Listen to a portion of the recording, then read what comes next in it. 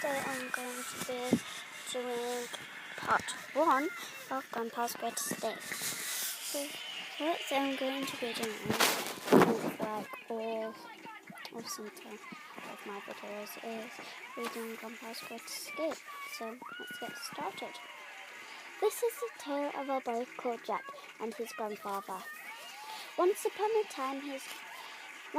time, Grandpa was a Royal Air Force pilot.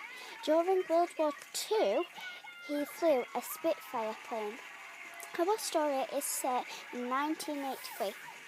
This was a time before the internet and mobile telephones and computer games that could be played for weeks on end. In 1983, Grandpa was already an old man, but his grandson Jack was 12 years old. Next page. This is Jack's mum and dad. Barbara works at the cheese counter in the local supermarket. Dad, Barry, is an accountant.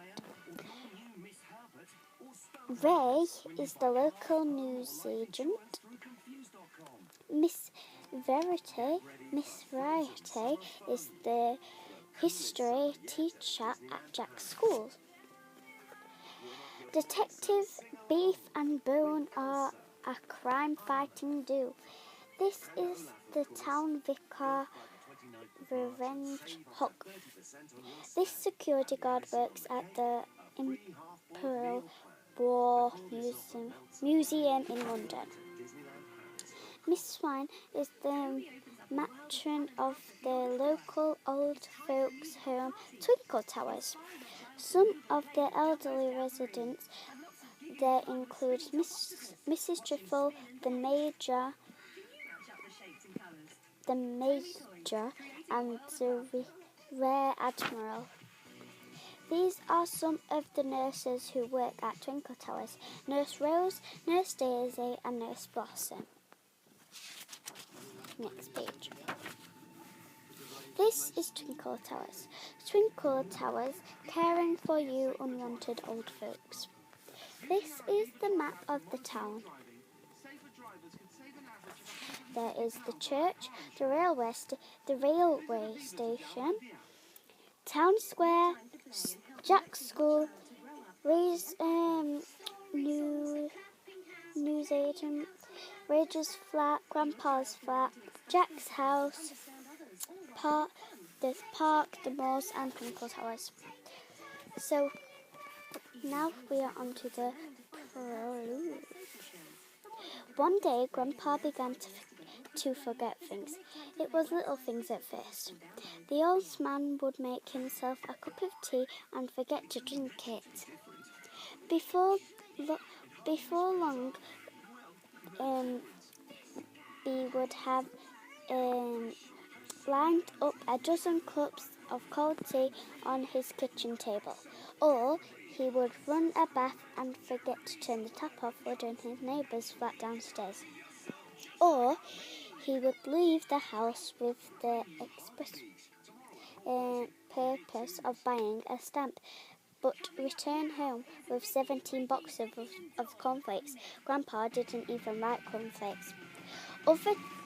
Over time, Grandpa started forgetting bigger things: what year it was, whether his long-distance wife Peggy was alive or not.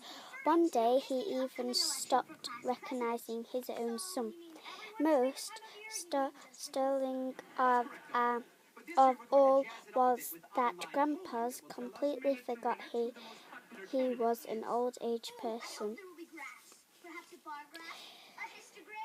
The old man had always told his little grandson Jack stories of his adventures in the Royal Air Force all those years ago in the World War II.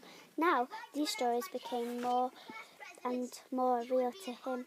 In fact, instead of just telling these stories, he began living them out. The present faded into scratchy black and white, and the past burst into glorious colour.